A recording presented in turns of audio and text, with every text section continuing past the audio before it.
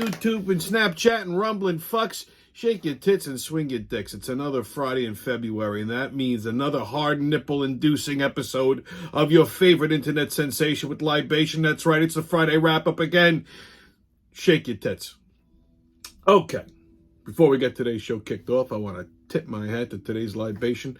I'm drinking a dirty Manhattan. Now, I was in Manhattan this week, and I'm telling you, it's fucking dirty, okay? Matter of fact, I went past Penn Station. I didn't even fucking recognize it because the whole front of it is just unrecognizable. I don't know what the fuck they're building. It's supposed to be dynamite and shit. It's bedlam. But anyway, so that was the inspiration for today's cocktail. A dirty Manhattan's a very easy drink to make. It's not complicated.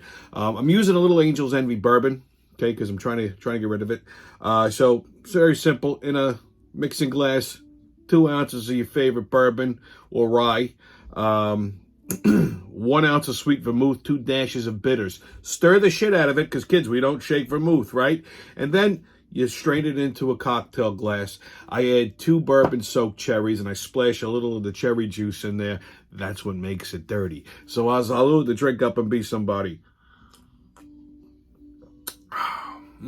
That is a good way to get rid of some Angel's Envy bourbon.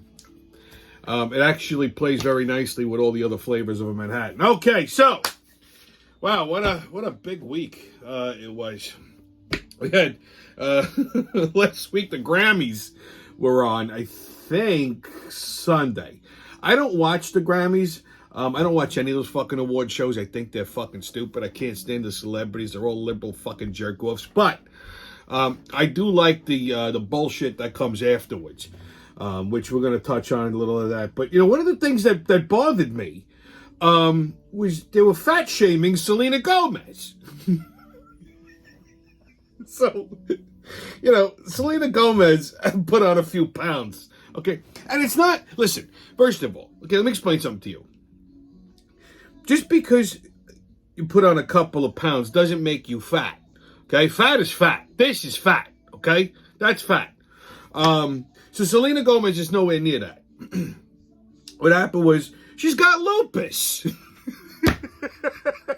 So the lupus medication made her put on a few pounds. I, for one, think she looks better with the weight on. She's a Latina. She's got curves now. Before, she was fucking flat-chested. She had no curves, no tits, no ass. Now she's got some tits, a nice little round ass. She's got a Latina without curves is like soup without broth. You know, I mean, it just doesn't go. It doesn't. You know, so I think she looks good, and everybody's fat shaming her. Same liberals that are like, oh my god, you know. So they're saying she's got fat and this.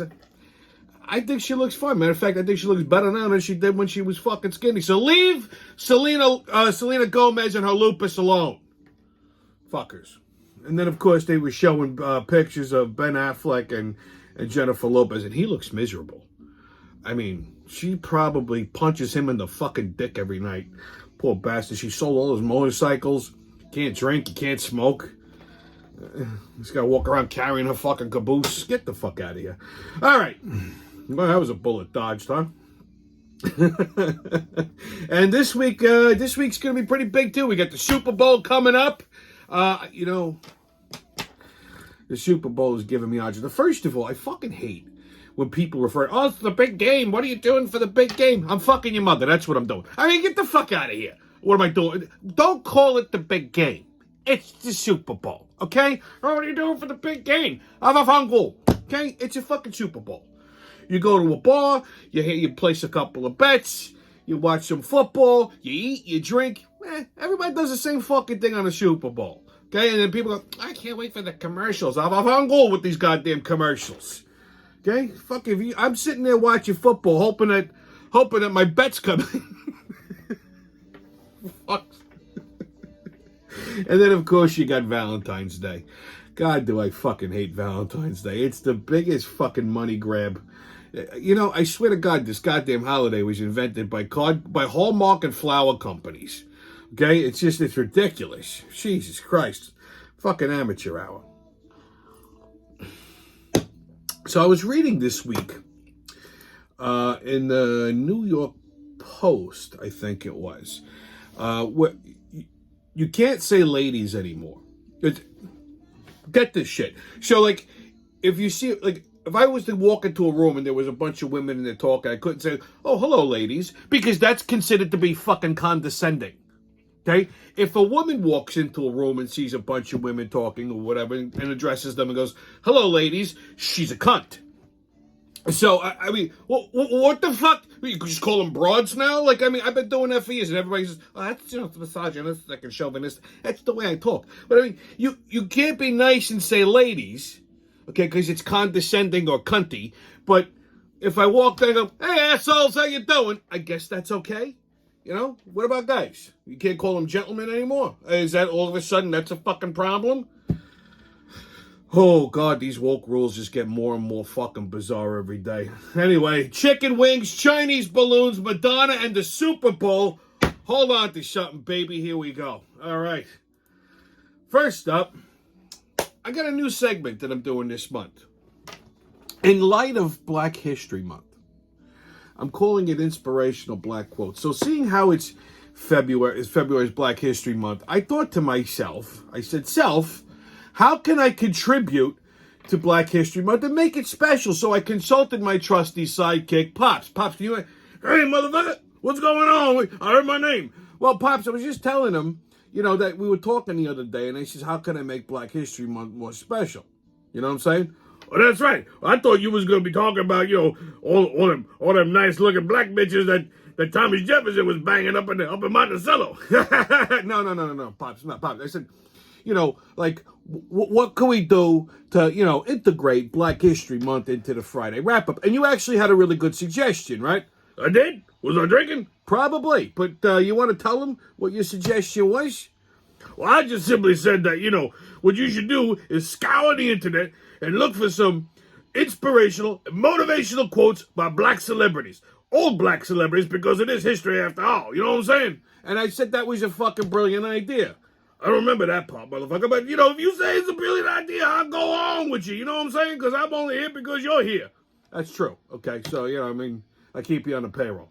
So, without further ado, our first inspirational, motivational black quote comes from the late, great, one of my favorite comedians, by the way, Red Fox and Sanford and Son. Here we go. Order in the court.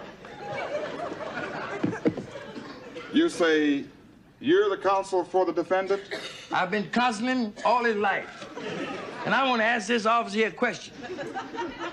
Very well. Proceed. Now, here's the question. What have you got against black drivers?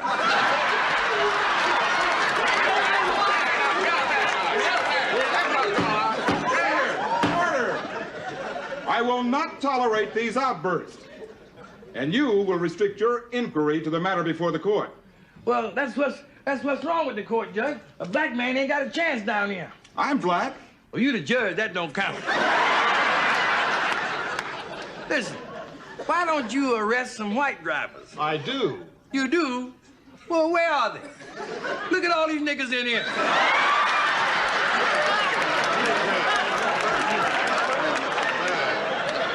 Look around here. There's enough niggas in here to make a Tarzan movie.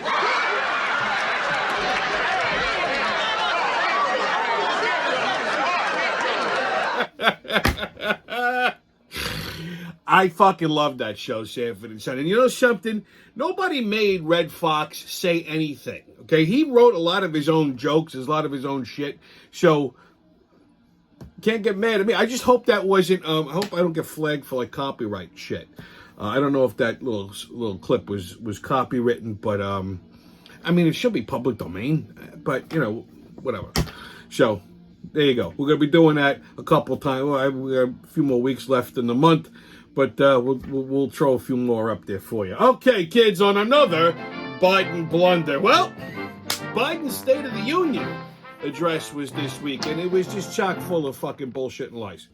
This man thinks that if he just tells people what, you know, if he says it, then it's a fact. Like, he's going, well, you know, price of gas is coming down. The price of gas went up because of you motherfucker.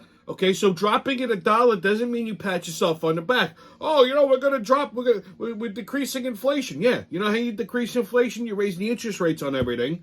Okay, that'll bring inflation down, but it'll also cause a fucking recession. You know what's funny? Everything that Donald Trump said would happen if Joe Biden went into the White House has happened. And even I mean, you know, even the fucking Chinese, which I'll get to that in a minute. So I'm watching the fucking State of the Union address because I'm a sadist. I guess I enjoy pain. And I gotta tell you, fucking Kamala Harris getting up every 2 minutes to clap like a fucking seer. Every 2 minutes, this bitch is up. Like I thought someone was gonna throw a fucking mackerel at her. This is the most fucking work she's done the entire administration. Just up every day. And towards the end, she could see she was getting pissed because she had to keep standing up. And I gotta tell you, Kevin McCarthy, because there's a couple times, you know, Biden just flat out just fucking lied and saying the Republicans want to cancel Social Security. Just nonsense, you know? And they fucking fired right back at him. And you know something? I could see how he's running the house. It's like he's running it like Don Corleone. Like, I could just see him going like this. Like he was just saying, shut the fuck up quietly. We're going to get this motherfucker later on. Okay? But he handled himself like a gentleman with class. Not like fucking drunky Pelosi, who was tearing up Trump. I'm going to tear up this speech. See, he handled himself with decorum and class. Maybe this drunken bitch should take a fucking lesson out of McCarthy's book. He's a gentleman, this man. I like him. So far. So, you know, there was that. So, speaking of Chinese, okay, like I said, everything that Trump said would happen has happened. Like the Chinese got ballsy, okay, because they were afraid of Trump. They're not afraid of this guy because he's in their fucking pocket, okay? He's compromised. They finally shot down that Chinese balloon, okay? And the Chinese said they want... This is the same balloon that the Chinese said was a civilian balloon, right? Bullshit, okay? Civilian my ass. So now they want it back. And their reasoning is that it doesn't belong to us. This is not your balloon. It's our balloon. We want back. And they threatened us. They said if you don't give it back, there'll be repercussions. And to fucking stick it to you one more time, they shot down another fucking balloon today. So these bastards, these little Chinese bastards are getting fucking really ballsy, okay? Because the one they send over a fucking balloon, and then the Biden administration lied and said, well, they've been doing this when Trump was president. Bullshit. Because they know Trump would have fucking emptied that goddamn missile silo into Xi Jinping's toilet bowl as he was taking a little Chinese shit, okay? So, not only they lie and say, oh, it's a civilian balloon, and then they want it back, and then they threatened us, and then they sent another fucking balloon that they shot down over Alaska. But my Naja, these little son of a bitches, they're getting a little fucking too ballsy, okay? This would have never happened when Trump was in the White House. You know, wouldn't it be nice if, you know, somehow, you know, certain things were deemed rigged, and they reinstalled the previous administration, said, look, we're sorry, could you fix this shit? Because, I mean, I'm telling you right now, if these Chinese go to war with us, we're going to have a fucking hard time if Biden is still in the White House, okay? So, there, you heard it from. I'm not spreading propaganda. I'm not saying that we're going to war tomorrow, but, you know, these son of a bitches are getting a little too fucking ballsy, and I've been saying this for a long time. They were backing up that Russian bastard in Moscow, Putin, okay? And now they're getting a little fucking antsy themselves, okay? To be flying fucking spy balloons over the United States, not once but twice in the same month. Come on, dude. That shit didn't happen in the prior administration. We all know that. So, yeah. Good job, Joe. Okay, kids on 52 Fox. Let's let another one rip. Okay, first we should put the spectacles on because, you know, I'm 100. All right, and off the top of the deck, here we go. making whoopee to accidentally emit gastrointestinal effluvium either during or in the lead up to the act of sexual intercourse. Well, this happens quite often. I mean, not with me, but I mean, it could happen with a guy, it could happen with a girl, you know. You know, you get a little excited, they're bouncing around, everything's moving and all that other shit, and you know, you get into the spirit of things, and then all of a sudden, you know, you're in there, you're balls deep, or either sometimes one gets away from you. Sometimes the girl gets so excited, you pound the gas right out of her. Like my friend Vinny, he got a little surprise instead of gas, she shit the bed. That's making whoopee, all right? So there you go. Ladies and gentlemen, Valentine's Day's coming up, you know. People getting all romantical. Just make sure you don't take them out for Mexican food, you know. Try not to eat any broccoli, no broccoli rabe or anything like that. Nothing that's going to, you know, make you feel a little musical. So, because if you're engaged in extracurricular activity, nothing breaks the mood like, you know, a little gas.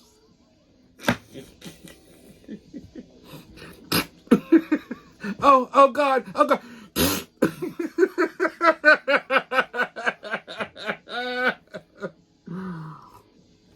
Okay, kids, get your tickets out. We're about to hop onto that maniacal, magical express into mayhem and fuckery. Crazy Train's about to leave the station. Oh, but woo-hoo! First stop, New York City, Queens, LaGuardia Airport. So a flight attendant on a Delta flight from Florida to LaGuardia lost her fucking mind. This girl, she's from the Bronx. So anyway, this couple gets on the fucking plane, and they were traveling in the Comfort Plus section of the plane, which is like one step down from first class, but above coach. It's like somewhere in the... And I've flown Delta a lot. It's like a row of like two or three rows of seats in the middle of the plane. We have extra leg room and shit. And this drives me crazy with fucking planes, okay? Because this happened to me 1,000 times. Like, you know, you don't check your bag, you just have your carry-on, and I could pack for like a month in my carry-on. And it's, regulation-size carry-on that fits in the overhead bin. And you get into the fucking plane, and then there's no room in the goddamn overhead bin. So, this guy, his row was like right against the first class section, and there was no room in the bins right over his seat. But in the bin in front of him, there was plenty of room. And he asked, you mind if I put my bag up here? And everybody's like, yeah, no, go ahead, no problem. So he shoves his bag in the overhead bin. And this fucking stewardess loses her flight attendant. You can't call them stewardesses. They don't like that shit. She loses her fucking mind, grabs the bag, starts giving the guy a hard time. It was a white couple. And, she's giving them a hard time. The guy's like, look. He's like, I'm not putting it under my seat. He's like, I paid for extra leg room. Nobody's using this overhead bin. Let me just put it in here. He's not being a fucking jerk off. This fucking broad is giving him a hard time, threatened him. So I'm from the Bronx, motherfucker. You ain't want none of this shit. And she looked at the wife and she said, don't be looking at me with that stupid face. So he starts filming her. Real man. You know, this is the guy you want to be married to. The guy that's going to video somebody calling his wife stupid, rather than getting up and fucking knocking her ass out. Because I could tell you, I'm not married, but if my wife or my girl was sitting next to me, and this fucking animal said to my girl, don't be looking at me with your stupid face, I'd be in handcuffs right now. But that's okay. I wouldn't be videoing it. I would have got up and fucking knocked her goddamn wig off her head. That's just me. Just saying. Anyway, so he videoed the whole thing, shows it to Delta. They got them. She said she didn't feel safe flying with them because he said, I'm going to video you. She's like, you can't be videoing me. He goes, if you're going to tell my wife she got a stupid face, yeah, I'm going to video you. So she went and complained to the captain, and she was wrong. Even the captain came out and apologized to them, and he said, listen, she's saying she doesn't feel safe with you guys on the flight, so we'd have to ground the plane. Otherwise, we can get you another flight. So, not to inconvenience the whole plane. Me, I would have fucking inconvenienced everybody. I was grounded. Fuck them. But, so they took a later flight, and Delta, wanted them to take the social media thing down. And they said, okay, look, we don't want anything for free. We just fired abroad. And they really didn't, Delta isn't doing the right thing, so they put the fucking social media back up online. I saw it. It's not the best video in the world, but yeah, some flight attendant called this woman a stupid face. Oh, God, I hate flying. Next stop, Long Island. Okay, Riverhead was voted by Forbes magazine to be one of the best places to live on Long Island. Is Forbes magazine on drugs or something? Riverhead, all the way out east. Like, it's the last fucking exit off the Long Island Expressway. You cannot go any further on the LIE than Riverhead. Okay? I used to live out that way. Not in Riverhead, but close to it. In a section of Long Island, which is like the fucking crotch, called Middle Island. Anything out there is just crap. It's just it's fucking Section 8 heaven. So yeah, Riverhead is amazing. If you're a fucking Section 8, or if you enjoy mingling with meth heads and heroin addicts, yeah, it's marvelous. It's historical, yeah, absolutely. But all the fucking creatures that are out there kind of ruined that. They had a section of Riverhead called Polish Town, which was just all Polacks. Okay, it was a whole. They still have like the signs that. The Polish thing. But even the Polish left. It's Polish Town without Polish people. They do a Polish festival every year. There's 3 Polacks that show up. That's it. Okay? Last time I went to Polish Fest out there, they were serving Budweiser, and God forbid you could find some kielbasa. It was like regular fucking sausage and peppers, like Italian sausage and peppers. I'm like, how is this fucking Polish? Okay? You want to go to a real Polish festival, you got to go all the way upstate to Pennsylvania, to the Pierogi Fest in Shenandoah. Okay, that's where you got to go. Okay, there's about 7 or 8 more Polacks up there. But yeah, so Riverhead is not the garden spot of Long Island at all by any stretch of the imagination. Like I said, Forbes magazine, I think they're smoking fucking mushrooms or something. I don't know what the fuck they're doing. Again. Unless you're a Section 80, you like mingling with meth heads and heroin addicts. Or maybe you decided to be a guest at the Riverhead jail. Oh, then it's marvelous compared to Rikers. Okay? It's the hidden jewel of Long Island, Riverhead.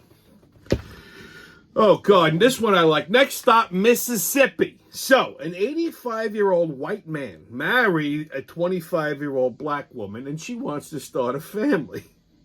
This fucking guy is older than her grandfather. Okay, take a look at these people. Now, neither one of them are going to win a fucking beauty contest. The girl's name is Miracle.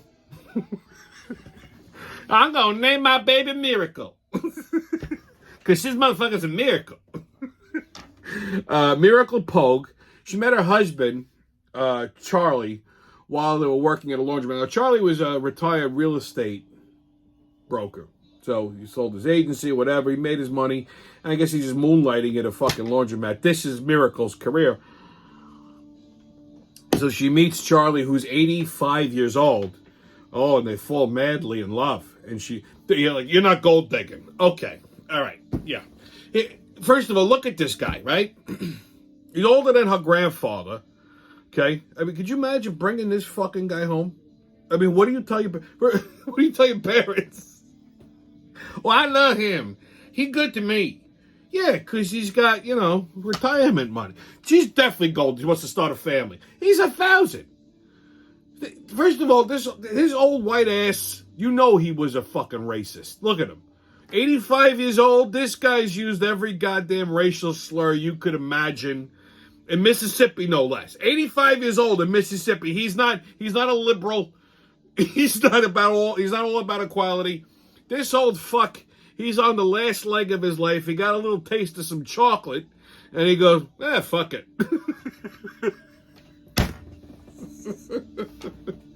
So she brings his old white ass home. She said her father was completely against it. Yeah, no shit. Even the grandfather was like, well, he's older than me. This motherfucker old, man. So for the father, he's fucking pissed. Yo, this creepy old white motherfucker touching my little girl. Shit, I'm gonna bust his whole ass and break his hip. At least they could have done was get the father a nice suit. You know, the fucking suit's 3 sizes too big. So yeah, he got, like I say, he got a little fucking taste of the chocolate. He's gonna have a fucking heart attack. I don't know how the fuck she didn't kill him yet. She must be taking it easy.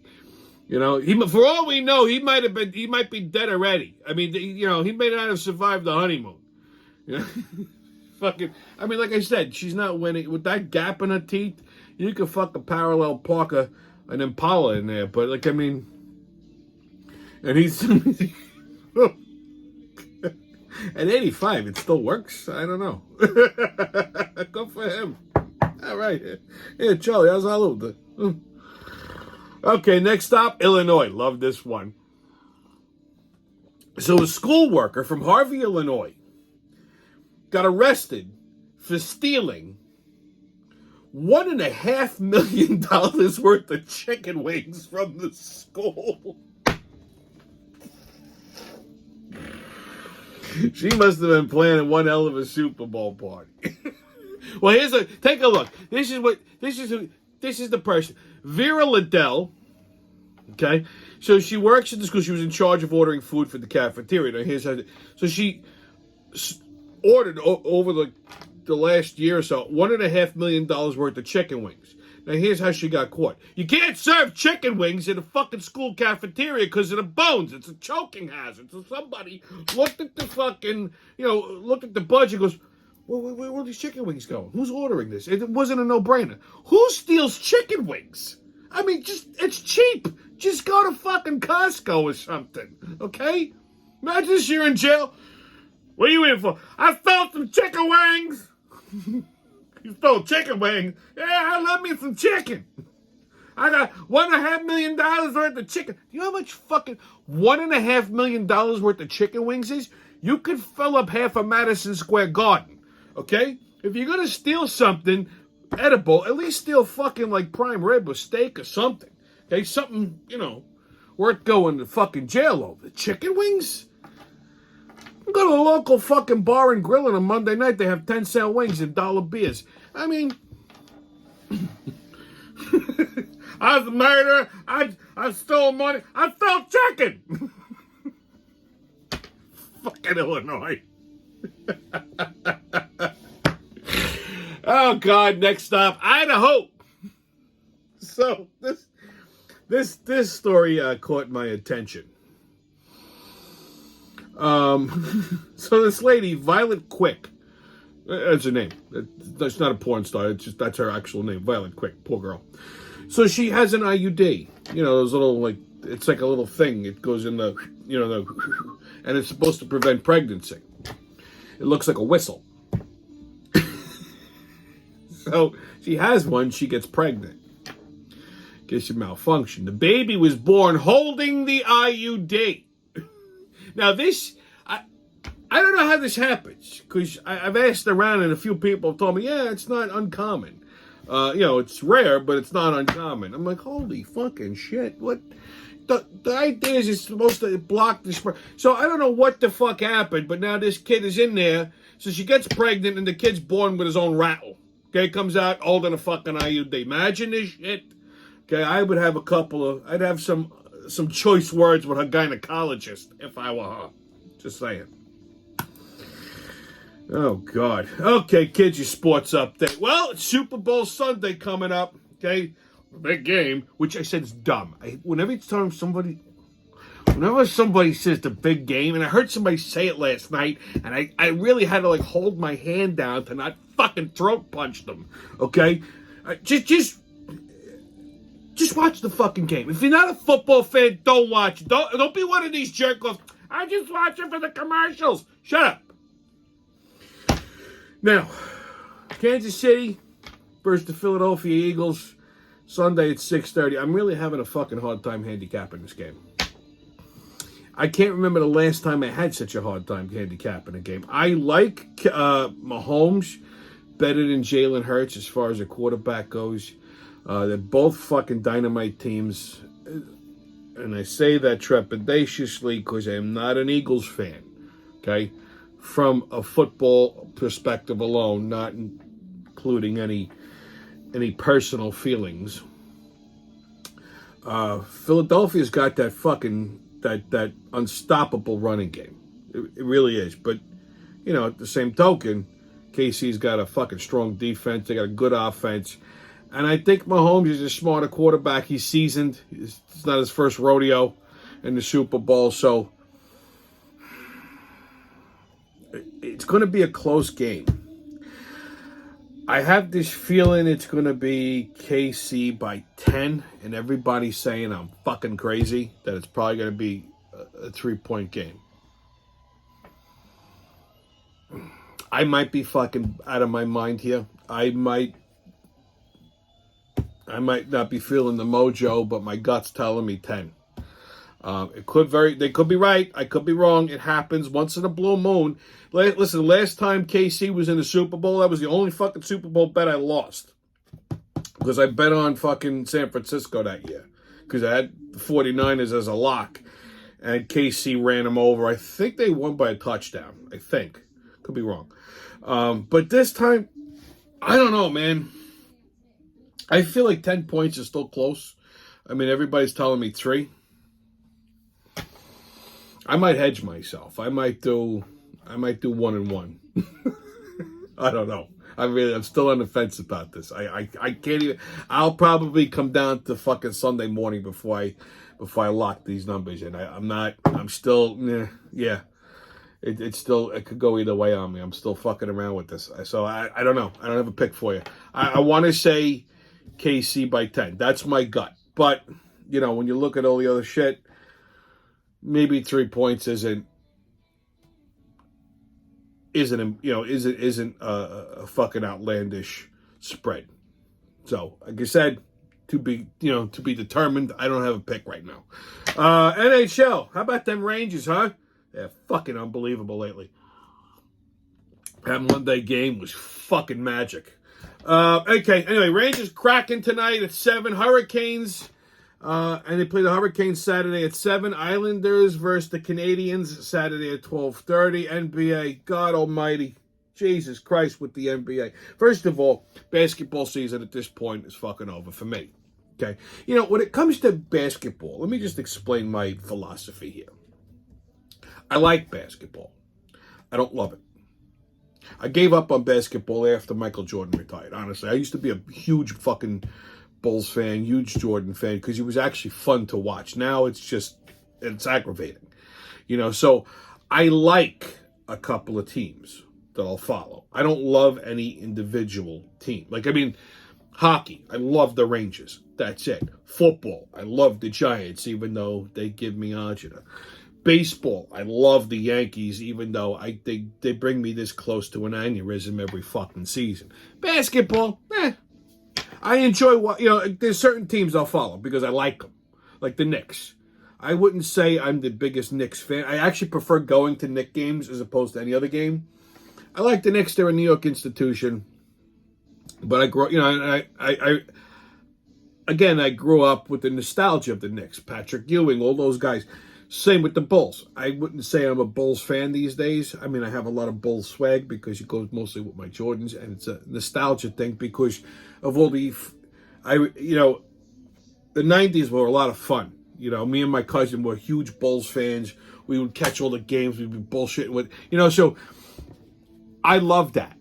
So that's why I'll follow the Bulls, okay? I wouldn't say I'm a Bulls fan nowadays. I know that they're not, could be anywhere near what they were in the 90s, but I like the Bulls for that reason. And, there's the Nets. They come to Brooklyn. It's a Brooklyn team. It's your hometown. You got to like the Nets then at that point. So I put the Brooklyn Nets at the top, and then the Knicks, and then the Bulls. So that's kind of in that order. Do I love any one of these teams? No, but I do like them. That said, out of all 3 of those teams, the ones that had the best shot at a fucking championship run were the goddamn Brooklyn Nets because they had some solid fucking talent on the team.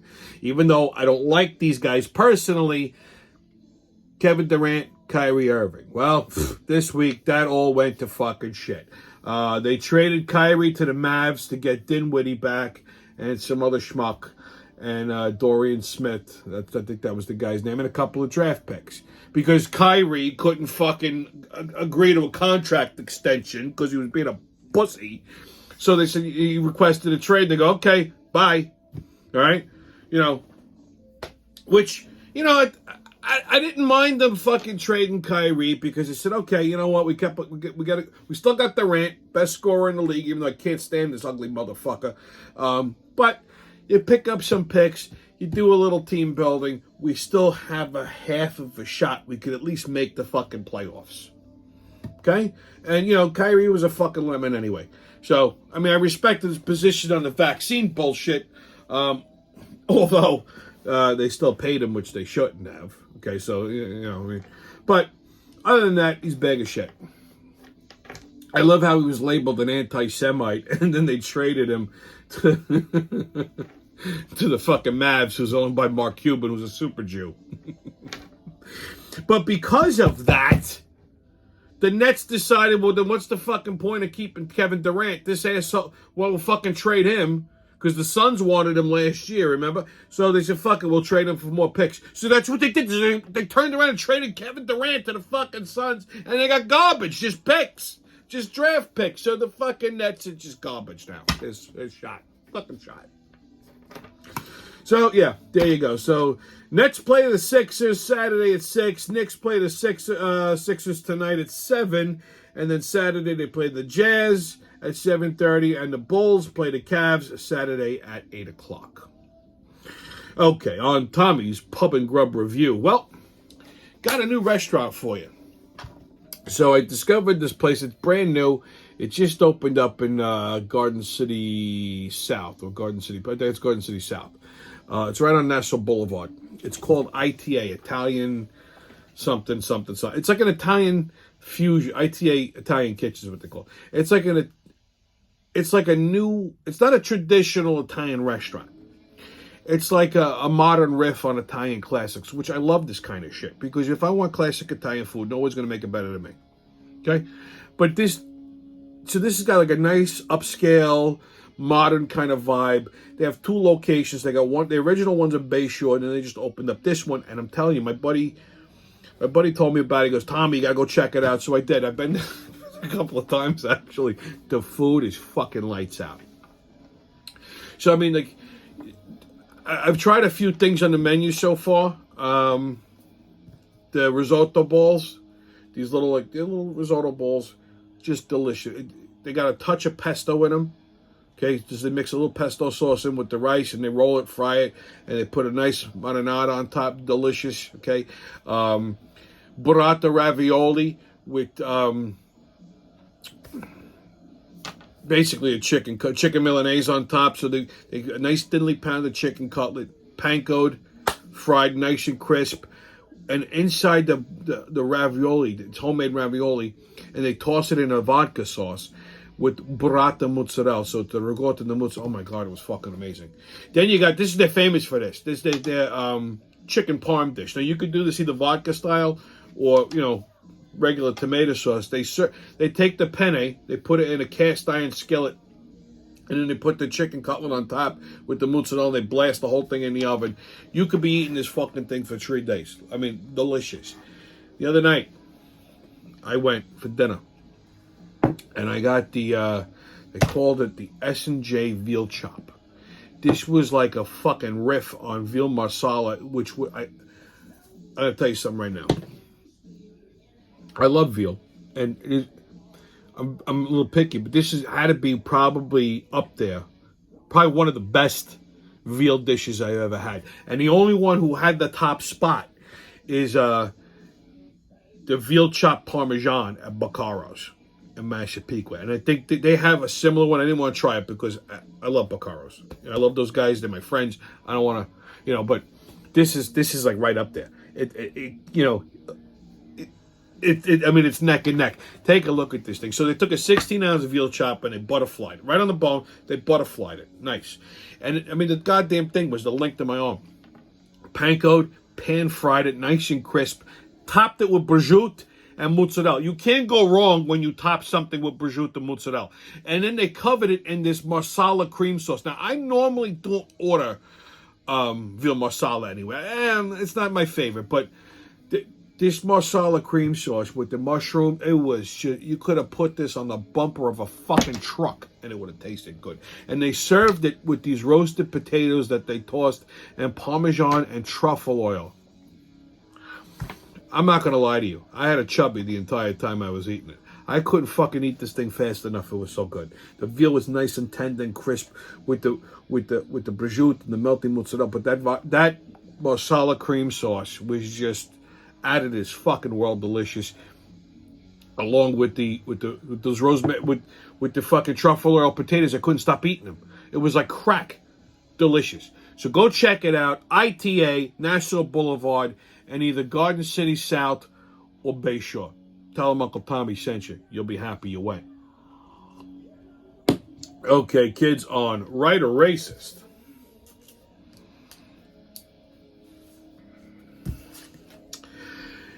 The Netherlands has the highest per capita expenditure on prostitution due to the red light district in Amsterdam, according to UK-based Metro News reports in 2016. Well, that's racist. See, not even in the top 10. The Spaniards spend the most per person with an estimated total of 18.1 billion euros annually. Culo! That's the horny Spaniards. All right, kids. On What the Fuck Is That? We're going to talk about Madonna's face, part 2. Now, I've had this topic on the show before. And I know I'm a little out of order here, but... So she was on the Grammys with her fucking new face. It's alarming. Look at it. Holy fucking shit. What is this woman? This is Botox abuse. Like, she's unrecognizable. Madonna used to look like this. Now she looks like that. And it's fucking disturbing. What is she doing? Someone needs to tackle this bitch and squeeze the fucking Botox out of her face. She's like 70. She looks like a fucking 30-year-old balloon. Like, her face is... I mean, yeah, okay, there's no wrinkles, but... She looks like a blowfish. She does not look like Madonna at all. Holy shit, it's terrifying. I hope she don't have grandchildren, because they're gonna be fucking terrified. I mean, I know she was always fucking out there, but, like, this is just... And then she's dressed in this weird fucking, like, schoolgirl... It's just terrifying to look at, okay? Just horrifying. Okay, kids, on your PSA. It's a Wednesday. Big surprise. I'm at Dunkin' Donuts. And there's some schmuck in front of me. And he's trying to buy coffee on his phone, and he couldn't figure out, he thinks he has a free coupon for free coffee on the phone. And he's arguing, well, it's free. I have, it's free coffee. You can't charge me because, and the guy said, but that doesn't work. That's all coupon. It doesn't work. Whatever the fuck. He goes, no, but it's on my phone. You have to honor it. He goes, no, I don't. He goes, well, the customer's always right. So I piped in. I said, not if the customer behind you is about to put your fucking head through the counter because I have to wait for you to figure out how to use your phone. Okay? If you don't know how to use your phone for free coffee, get off the fucking line. The guy looked at me and says, get off the fucking line. Normally, I would just buy the person coffee just so I don't have to kill them. But when people say, why isn't the customer always right? No, they're not. I get that a lot with my job. And I have no problem telling them that the customer with me is always fucking wrong. Always. I don't care how right you think you are, you're fucking wrong. Okay? And I made a good point. Customer's not right if the guy behind you wants to put your fucking head through the counter because you're a moron. Get off the fucking line. So if you're one of these jerk-offs, these fucking Karens that are walking around going, the customer's always right. Somebody at some point is going to slam your fucking teeth into something, and then you're going to have no fucking teeth. You're going to look like a fucking retard, and who's right then? Okay? So the customer's not always right. Get that delusion out of your head. Anyway, stay COVID-less, kids. No mask, don't ask. Haters can kiss my ass, and remember, who loves you, babe? It's been your Friday wrap-up, and I'll see you when I see you.